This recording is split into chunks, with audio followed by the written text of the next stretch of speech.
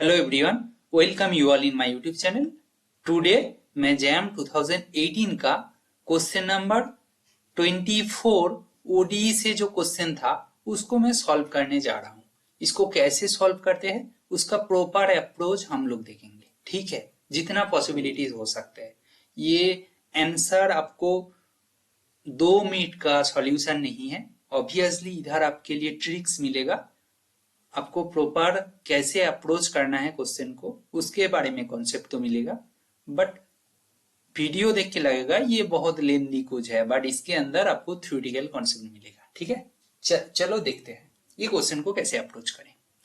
ये दिया गया है आपका डिफरेंशियल इक्वेशन, आपको क्या फाइंड करना है, पर्टिकुलर इंटीग्रल। 4 ऑप्शन दिया गया है।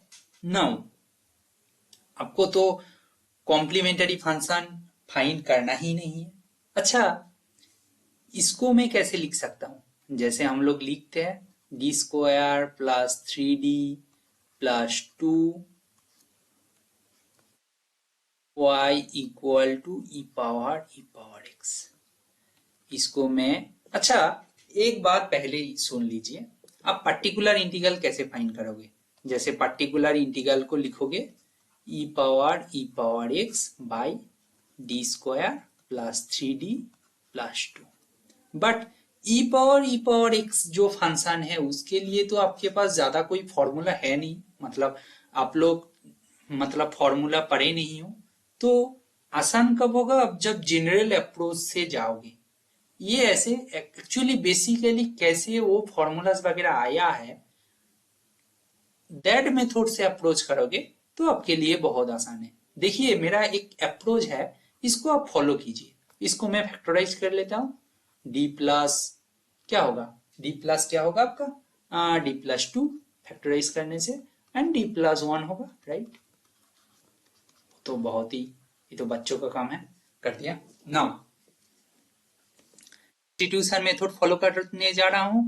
सब्स्टिट्यूशन मतलब जो जनरल मेथड होता है, एक होगा d+1 y equal to u substitute कर दिया, तो ये जो इक्वेशन 1 था, 1 क्या किस में शिफ्ट हो जाएगा, d+2 u equal to e power x, ठीक है।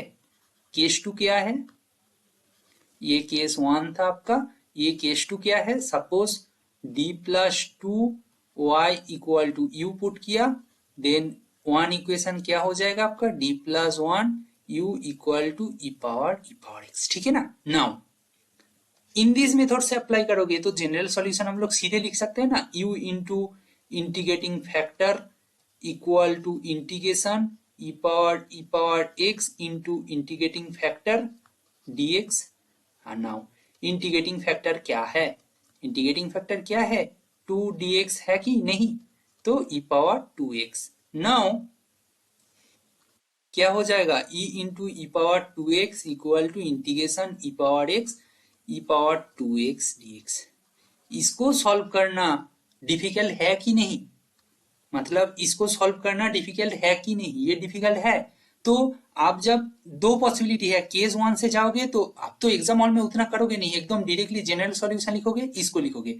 तो जनरल सॉल्यूशन में इस पार्ट को इंटीग्रेट करना डिफिकल्ट है, तो इसको हम लोग फॉलो नहीं करेंगे। दूसरा में सब्सटीट्यूट करोगे तो यहाँ पे जनरल सॉल्यूशन क्या होगा, यहाँ पे इंटीग्रेटिंग फैक्टर क्या होगा, इंटीग्रेटिंग फैक्टर आप ही देखिए, e power integration 1 dx means e power x होगा। नाउ जनरल सॉल्यूशन क्या होगा, देखिए आप, e power x equal to integration e power x into e power x dx। इसका इंटीग्रेशन पता है ना, इसका इंटीग्रेशन क्या होगा, e power x. Clear, clear है कि नहीं। देखिए इसको अप्लाई किए हो तो e power minus x into e power x आ गया, यहाँ से u का वैल्यू आसानी से आ गया। दूसरा वे गलत नहीं है, बट इसको इंटीग्रेट करना तो गलत है ना, सॉरी डिफिकल्ट है ना। तो डिफिकल्ट जो है उसको क्यों करना है, दूसरा केस से चला जाएंगे, ये इजीली आ गया ना, ठीक है। तो इसीलिए बोला हूं दो पॉसिबिलिटी है, तो ये वाला मेथड से आप जाइए। बट ये जनरल अप्रोच है जहां पे एफ एक्स जो फंक्शन है ई पावर एक्स है, उसको सॉल्व करना जब डिफिकल्ट हो रहा है तब ऐसे जनरल अप्रोच में से फैक्टराइज करके, जैसे सब्सटीट्यूट करके, ऐसे वो जो आप लोग जो क्लास बीएससी में जो फर्स्ट ईयर सेकेंड ईयर में ओडी में जो फॉर्मूलाज याद रखते थे ना कैसे वो पर्टिकुलर इंटीग्रल फाइंड करने का, वो सब फॉर्मूला ये सब्स्टिट्यूशन यूज करके ही आया था। ठीक है ना?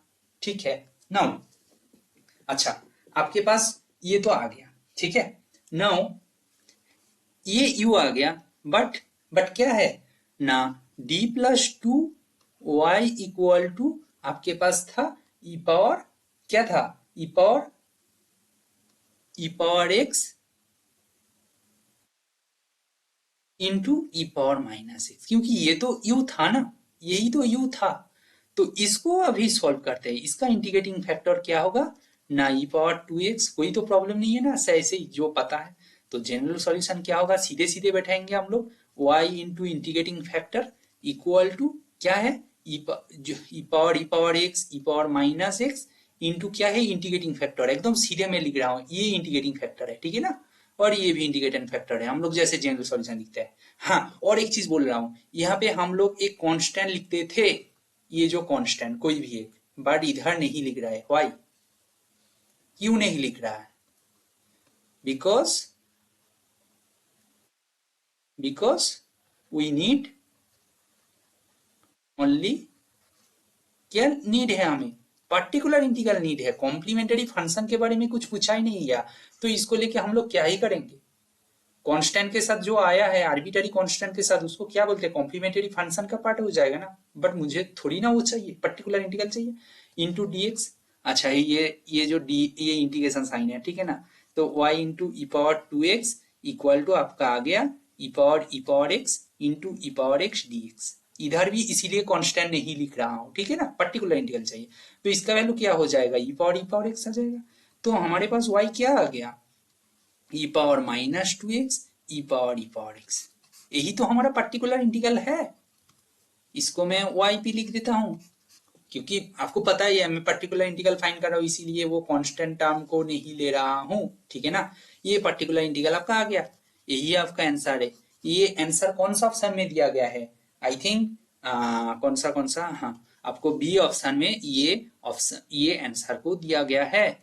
तो ये आपका आंसर हो जाएगा, हो गया। तो ये क्वेश्चन को डिस्कस करने में मैं बहुत टाइम लगा दिया हूँ, बट ये जनरल तरीका आपको पता है। तो अब सोचो, अभी दिन दिन क्वेश्चन का डिफिकल्टी लेवल बढ़ता जा रहा है, तो आपको ऐसे ही जनरल वे अप्रोच आपको पता होना चाहिए। ऐसा अप्रोच आपको पता नहीं होगा ना, आप एग्जाम हॉल में प्रोसीड ही नहीं कर पाओगे, क्योंकि दिन दिन कोई भी क्वेश्चन बना ले, जैसे कानपुर बना लिया, मद्रास बना लिया है, और आईआईएससी बेंगलोर, कोई भी बनाए, क्वेश्चन का डिफिकल्टी लेवल इंक्रीज होता जाएगा, क्योंकि स्टूडेंट के पास आजकल ज्यादा इंफॉर्मेशन आ रहा है, क्वेश्चन का डिफिकल्ट लेवल इंक्रीज करना पड़ेगा, अदरवाइज बहुत सारे बच्चों को बहुत ज्यादा मार्क्स मिलेगा, देन क्या ही होगा, उनको भी थोड़ा बहुत बैलेंस रखना है, तो इसीलिए ऐसा करते हैं। तो इसीलिए आजकल ऐसे जो 2012-13 में जो इजी इजी क्वेश्चन मिलता था, ऐसा क्वेश्चन नहीं मिलेगा। सब, कोई भी एग्जाम का लेवल हर साल बढ़ता जाएगा, और कट ऑफ भी इंक्रीज होता जाएगा, तो आपको प्रॉपर कॉन्सेप्ट सीखना है।